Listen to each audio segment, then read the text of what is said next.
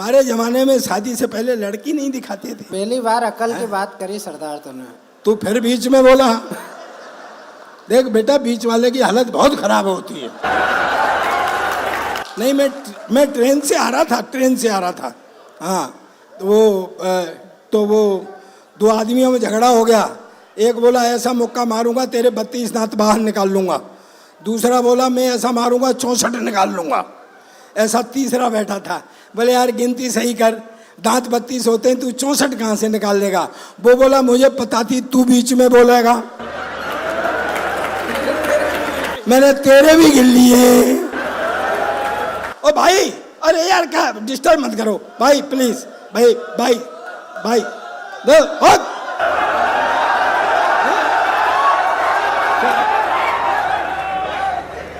तो क्या है सर, ये देश अपना विचित्र है। मैं सही कह रहा हूँ, शादी से पहले लड़की नहीं दिखाते थे, अब तो शादी से ही पहले सब कुछ हो जाता है। बेचारी शादी रह जाती है करने के लिए। मेरे शादी वाले आए, देख के चले जाए, आए हाय हाय। अच्छा, एक पैकेज मिलता था, पैकेज। नए बच्चों, तुमको पता नहीं होगा, तुम बड़े अच्छे वक्त पे जन्मे हो। हाँ, एक पैकेज मिलता था, सुहाग रात को पता लगता था कि पैकेज में क्या निकला। हाँ, मैंने घूंघट उठाया, हाय हाय हाय हाय हाय, हेडलाइट का एक बल्ब फ्यूज पर निभा रहा हूं। सर 2-3 दिन बाद मुझसे बोली चल मुझे मार्केट ले चल, शॉपिंग करा के ला। मैं आगे वो पीछे पीछे चलते हुए बोली क्यों जी, ये एक साइड का बाजार क्यों बंद है? मैंने कहा चिंता मत करें, जब लौट के आएंगे तो इधर का खुल जाएगा, इधर का बंद होगा। सर एक दिन तो बड़े लाड़ में आ गई, मुझसे बोली सुनो जी, बोले सुनो जी। मैं कहा हाँ, मेरा और आपका 7 जन्म का साथ है। मैंने कहा 7 तो तू भले ही 8 जन्म का कर ले, पर अगली बार ये बल्ब बदलवा के आना। चौराहे पे कुत्ते ने दरोगा जी को काट लिया, चौराहे पे कुत्ते ने दरोगा जी को काट लिया, पागल न हो जाऊं दरोगा घबराया है। और मुट्ठी बांध दौड़ पड़ा, डॉक्टर के पास आया, डॉक्टर ने भी इंच लंबा इंजेक्शन लगाया है। डॉक्टर बोला दरोगा जी अब हो पीछे तक, बात समझ में आया तो मस्ती लेना। कि डॉक्टर बोला दरोगा जी ये सरासर बेईमानी, सब कुछ जान के भी तुम्हें काट खाया है। और बोले दरोगा जी यार वर्दी में नहीं था मैं, इसलिए कुत्ता भी पहचान नहीं पाया। सर ये देश विचित्र है। एक अंग्रेज आया, मुझसे बोला सरदार जी तुम्हारा, अच्छा किसी के मन में क्या है विधायक जी, किसी के मन में क्या है कुछ पता लगता है क्या? पड़ोसी का बच्चा रो रहा हो तो सर में दर्द होता है, और अपना बच्चा रो रहा हो तो दिल में दर्द होता है। अरे बाहर रुक जा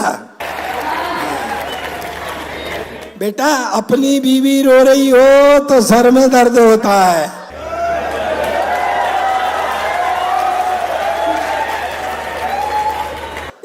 एक अंग्रेज आया, मुझसे बोला सरदार जी तुम्हारा देश बहुत गरीब। मैं पहली बात तो ये देश गरीब नहीं, देखो ये बात मेरी देशभक्ति है, आया था ना, काट डालो, मार डालो, पछाड़ डालो। भैया मैं नहीं कर सकता, क्योंकि तेरे पास तो 2-3 जोड़ी फेफड़े हैं, मेरे पास तो एक जोड़ी है। अपनी तो देशभक्ति ऐसे होती है। एक अंग्रेज आया, मुझसे बोला सरदार जी तुम्हारा देश बहुत गरीब। मैं पहली बात तो ये देश गरीब नहीं, और है तो साले तुमको क्या मतलब है? कहे सरदार जी तुम हिंदुस्तान की इतनी हिमायत करते हो, तुम हिंदुस्तान के बारे में क्या जानते हो? मैंने कहा मेरा देश है हिंदुस्तान, मेरा वतन है हिंदुस्तान, मैं नहीं जानूंगा तो तू जानेगा क्या? बोले बताओ तुम्हारा राष्ट्रीय पक्षी? मैंने कहा मोर। बोले राष्ट्रीय पशु? मैंने कहा शेर। बोले राष्ट्रीय झंडा? मैंने कहा तिरंगा। बोले हाँ तुम फंस गए ना, उसमें 3 रंग होते हैं, ऊपर सैफरन कलर केसरिया हिंदू का, सफ़ेद क्रिश्चियन का, हरा मुसलमान का। तुम तो सिख है, तुम्हारा झंडे में क्या है? अब मैं क्या बेवकूफ अंग्रेज, तुझे कौन समझाए, ये जो झंडे में डंडा है ये साले तेरे बाप का है क्या? पर भाई जी वो तो मेरे पीछे ही पड़ गया। दोस्तों बिल्कुल हंसी का एकदम एक मैं व्यंग पढ़ता हूं, व्यवस्था पर व्यंग करता हूं। मुझे पता है ये नेम सारण की धरती है, ये मिश्रिक की धरती है। यहाँ कविता को भी समझते हैं, व्यंग को समझते हैं, हास्य को, सब रस को समझते हैं। समझ में आ जाए तो पहली बार ताली बजाने के लिए कहूँगा, समझ में आ जाए तो पूरा सदन व्यंग पहुँच जाए। अब तक व्यवस्था पर व्यंग करता हूँ तो पूरे सदन की हाथ खड़े करके ताली चाहता हूँ। अंग्रेज एकदम मेरे से बोला, सरदार जी तुम्हारा देश गरीब इसलिए कि तुमको पता है हमारे यहाँ का एक मजदूर महीने में $5,000 कमाता है, यानी तुम्हारे यहाँ का लगभग 4.5 लाख रुपया। मैंने कहा भाई $5,000 कमाता है, फिर बोला $4,000 खर्च कर देता है। मैंने कहा भाई एक मजदूर $5,000 कमाता है, $4,000 खर्च कर देता है, काय पर कर देता है? बोला हमारा सरकार ये नहीं पूछता है। तो मैं कहा ये कौन सी बड़ी बात है? व्यंग आ रहा है, समझ के बताना दोस्तों मुझे। मैं कहा ये कौन सी बड़ी बात है? मेरे यहाँ का एक MLA MP 10,000 रुपये तनख्वाह पाता है और महीने में 1 करोड़ खर्च करता है।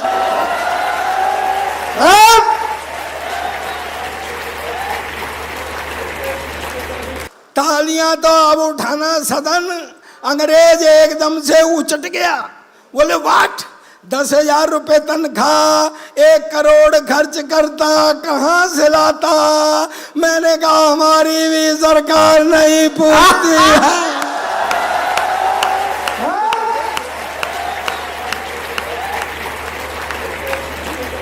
सर ये अपना तो देश विचित्र है, जिसपे ज्यादा होता है ना वो भारी भरकम होता है, जिसपे कम होता है वो ज्यादा उछलता है। मैं बता रहा हूँ आपको, एक चीन है, चीन के पास एक वो बाउंड्री वाल है पूरी दुनिया में, चाइना बॉल, चाइना। हमको कभी उछलते हुए देखा है? हमारे पास अग्रवाल, खंडेलवाल और सबसे कलेसी वाल केजरीवाल। ठंड पड़ रही हो तो ओसवाल और ज्यादा ठंड हो तो जायसवाल। अपना तो देश ही विचित्र है। ये आई वह फूल से लिपट गया। कभी सोचा है आपने? देखो ये इनके कारनामे बताता हूं मैं गीत वालों के। यानी तितली फूल से लिपट रही है, भौरा कली से लिपट रहा है। यानी तितली का प्यार, फूल का प्यार तितली से, भौरे का प्यार कली से करवाएंगे, पर पट्टे भौरे को भौरी के पास नहीं जाने देंगे।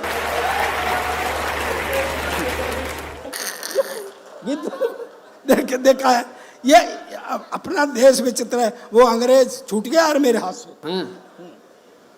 अंग्रेज बोला ये हिंदुस्तान घूमेंगे, बोले घुमा देंगे।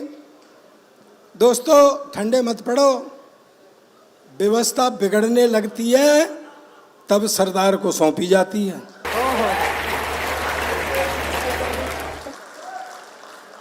वरना कांग्रेस को अब सुध आई थी सरदार की। एक टिप्पणी करता हूं इस सदन के अंतर्गत, अगर सरदार शब्द को ही कुर्सी पर बिठाना था तो यह निर्णय 1947 में लिया गया होता और सरदार पटेल को कुर्सी पर बिठाया गया होता तो देश का ही नक्शा।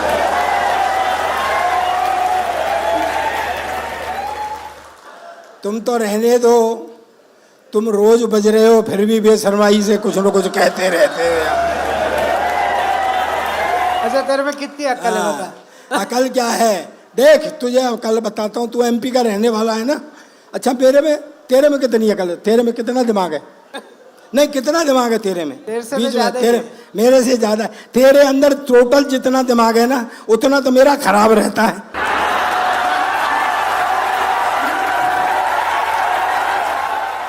बीच में बोल ही रहा है। नहीं बताओ, मैं अच्छा ईमानदारी से बताओ आप, मैं गलत नहीं कह रहा हूं। जब यहाँ पर सरकार चला रहे थे यादव, चला रहे थे और वो MP में रहता है ये, जब MP वाले यादव जो है भैंस चरा रहे थे उस समय, मैं सही कह रहा हूँ सर आपसे, फिर वो भगवान की शरण में चले गए, राम की शरण में। तो अब वो सरकार चला रहे हैं, ये भैंस चरा रहे हैं यहाँ पर। बोला मत बीच में, बता रहा हूं क्या ये सब सर अपना। वो अंग्रेज बोला जी हिंदुस्तान घूमूंगा, बोले घुमा देंगे, बोले चलो, बोले चलो। तो गाइड ने कहा सुन भाई 3 आदमियों से सावधान रहना। बैठ जाओ भाई, बैठ जाओ, क्यों खड़े हो गए भाई? क्या हुआ? कोई गलत गड़बड़ हो गई क्या? ताली बजाओ, ताली बजाओ। क्या है? ओ बैठ जा, बैठ जा, ओए बैठ नीचे। ऐसे ऐसे खड़ा हो गया जैसे अभी बीज डाला, अभी पेड़ हो गया। अंग्रेज बोला हिंदुस्तान घूमेंगे, गाइड ने कहा घुमा देंगे, बोले चलो चलो। तो बोले भाई पंजाब से जाना था और दक्षिण तक पहुंचना था, तो बोले भाई 3 लोगों से सावधान रहना। बोले किससे? कि एक तो पंजाब में चल रहे हैं पंजाबी से, बोले ठीक है। एक हरियाणा में चल रहे हैं, आएगा हरियाणा बीच में, हरियाणवी से।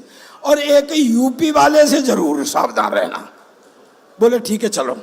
चले गए, पंजाब में पहुंचे, सामने से सरदार जी आ रहे थे। तो गाइड अंग्रेज से बोला पूछ 12 बज गए क्या? अंग्रेज बोला अभी तो 9 बज रहे हैं। अरे बोले तू पूछ न, आ गया साला बातों में। अंग्रेज बोला 12 बज गए क्या? जो सरदार घूमा, पटक पटक के मारा, ढाल ढाल के मारा, और 9 बजे से मारा और 12 बजे तक मारा के साले अब बजे 12। वो कूट के चला गया। बोले ये कौन था? बोले ये सरदार था। बोले यार ये पंजाबी। बोले यार ये तो खतरनाक था। आ गए हरियाणा में, एक चौधरी चला रहा सामने से, जाट। तो अंग्रेज से बोला गाइड, बोले मूंछ पे ताब दे, मूंछ पे ताब। अब हरियाणवी उधर से आ रहा, तो मूंछ फूछ तो थी नहीं अंग्रेज को, वो ऐसे ऐसे करने लग गया। वो बोला अच्छा खेत है नहीं और हल चला रहा है, दो धोबी पाट इधर से दो। उसकी इंद्रियां शिथिल हो गई, वो कूट के चला गया। बोले कौन था? बोले हरियाणवी था। तो उन्होंने कहा भैया एक बात बता मुझे, कि पहले वाला तो पंजाबी था, दूसरे वाला हरियाणवी था, मैं यूपी वाले को कैसे पहचानूंगा? वो बोला इतनी देर से तुझे पिटवा कौन रहा है?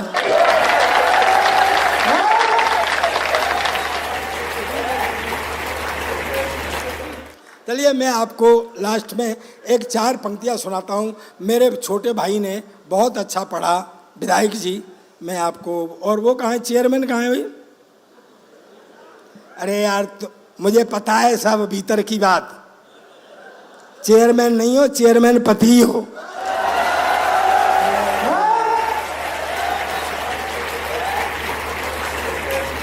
जिनकी वजह से इज्जत मिली हुई है उन्हें माला लाओ जल्दी।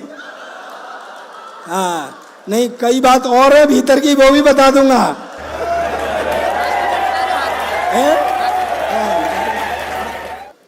मेरे पुराने मित्र हैं ये विधायक जी। हाँ आ जाओ आ जाओ। हाँ जितना अच्छा फेस है उतना ही अच्छा सरफेस है।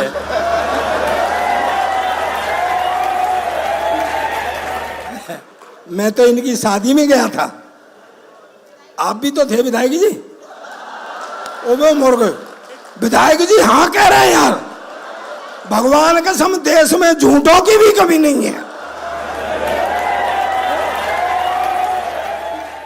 मुझे पता है सब कुछ पता है तभी तो मैंने विधायक जी को छेड़ा। तो दरअसल क्या है, ये देश विचित्र है। मैं आपको एक वो सुनाता हूं। कभी आपने सोचा है कि जितने जोक्स हैं, जितने चुटकुले हैं, वो सरदारों पर ही पढ़े जाते हैं? कभी आपने सोचा है? मैं बताता हूँ क्यों। पहली बात तो यह है कि हमारी आइडेंटिटी है।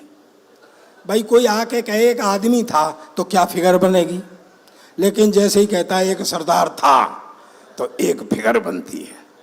और दूसरी बात यह है दोस्तों, मुझे अब पीछे तक फिर ताली चाहिए। दूसरी बात यह है कि जहाँ भोलापन और बहादुरी दोनों चीज़ें इकट्ठी हो जाती हैं, वहाँ मस्ती अपने आप उत्पन्न हो जाती है। मैं आपको एक माइथोलॉजी से हाथ से निकाल के दे रहा हूँ। मेरे छोटे भाई ने राम पर बहुत अच्छी कविता पढ़ी। स्वागत है तू। मैं 4 पंक्तियाँ पढ़ता हूँ, फिर मैं आपको थोड़ा सा हंसाऊंगा, फिर मैं अपना विश्राम लूँगा। मुझे बहुत अच्छा लगा आकर के। मैं ये राम पर बहुत अच्छी कविता हुई, उन्होंने भी राम पर पढ़ा, उन्होंने भी राम पर पढ़ा।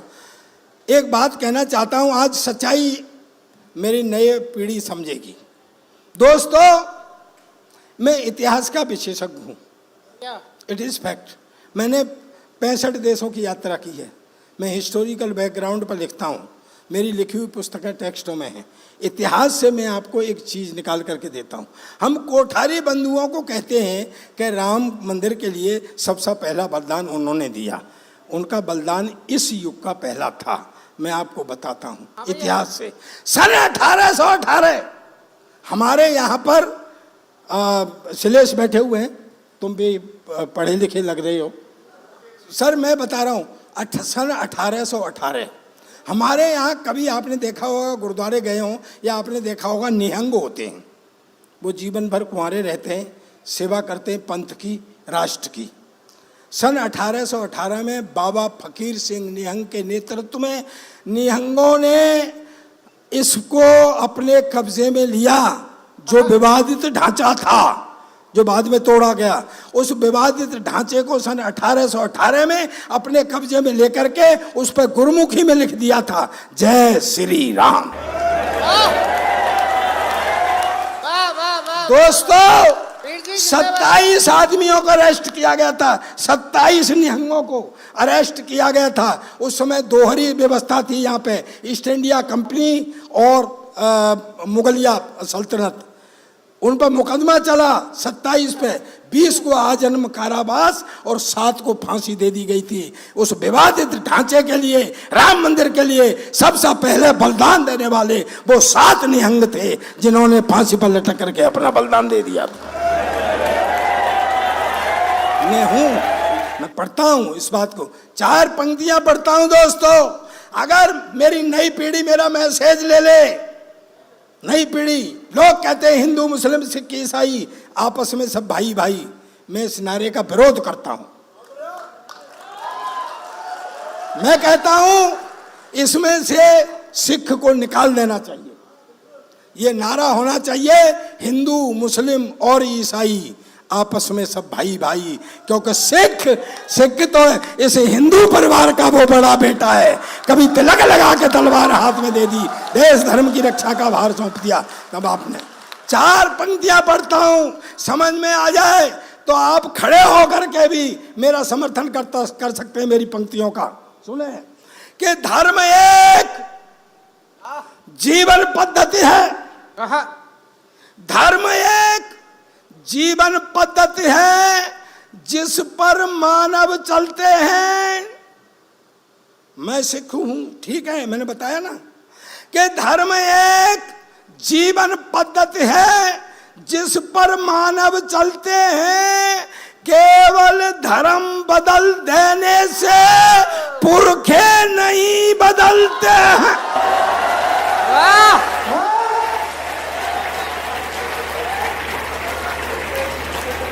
तो जितना राम सिख का पुरखा, उतना ही राम तुम्हारा है। जितना राम सिख का पुरखा, उतना ही राम तुम्हारा है। एक साथ सब मिलकर बोलो, हिंदुस्तान, हिंदुस्तान।